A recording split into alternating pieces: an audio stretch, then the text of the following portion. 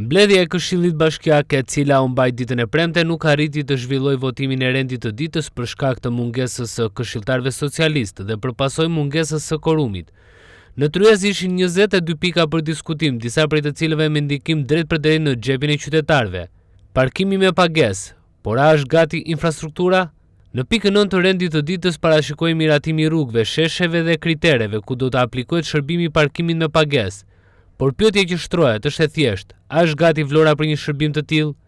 Sot thuaj se çdo rrugë kryesore apo dytësore në qytet është e hapur për shkak të punimeve të ujësillës kanalizimeve. Rrugët janë të amortizuara, trafiku i rënduar dhe qytetarët ankohen për dëmtime të vazhdueshme të mjeteve të tyre.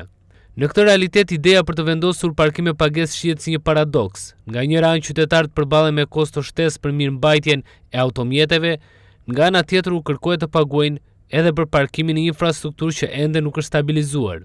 A duhet të nxitohet bashkia për të vendosur tarif parkimi kur vetë qyteti duket i papregatitur? Ndërkohë në pikën 16 të rendit të ditës parashikonte miratimin e hartës së përgjithshme të plazheve. Krijimi i shumë korridoreve për mjetet lundruese mund të sjellë sipas kritikëve pasiguri për pushuesit.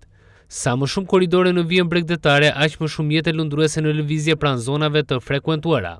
Në zona si Jonufra, një nga hapësirat më të preferuara gjatë sezonit turistik, shtimi i korridoreve mund të ndikojë drejt për drejt në sigurinë dhe qetësinë e pushuesve.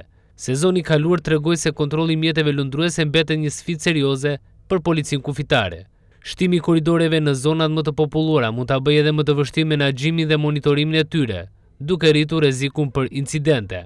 Ndërkohë, ndër pikat më të nxehta të rendit të ditës është krijimi i shoqërisë Vlora Invest. Pika e 10 e rendit të ditës që parashikon krijimin e shoqërisë Vlora Invest SHPK në pronësinë 100% të Bashkisë së Vlorës u shndrua në çështjen më të debatueshme. Sipas projekt vendimit, asetet publike të bashkisë mund të kalojnë nën administrimin e kësaj shoqërie. Kritikët e shohin këtë si një shmangje të diskutimeve të drejtpërdrejta në Këshillin Bashkiak për pronat publike dhe fatin e tyre. Deri më sot çdo pronë apo aset i bashkisë diskutohet dhe miratohet në Këshill me transparencë publike. Me krijimin e Vlora Invest, vendimarrja do të zhvendosej në një strukturë të re administrative. Modeli vjen pas debatit të fortë në Bashkinë e Himarës për krijimin e Himara Invest, një skemë e ngjashme që ngjalli polemika për mënyrën e administrimit të pronave publike. Për ta thjeshtuar, nëse krijohet Vlora Invest, çdo aset publik në pronësi të bashkisë mund të kalojë nën administrimin e kësaj shoqërie. Pyetja që shtrohet është, nëse kjo do të thotë më shumë eficiencë dhe fleksibilitet në menaxhimin apo më pak transparencë dhe më pak kontroll publik mbi pronat e qytetit. Debati mbetet i hapur, dhe ndërsa korumi mungoi këtë herë, duket se përplasjet politike dhe institucionale për këtë çështje do të vijojnë edhe në mbledhjen e ardhshme.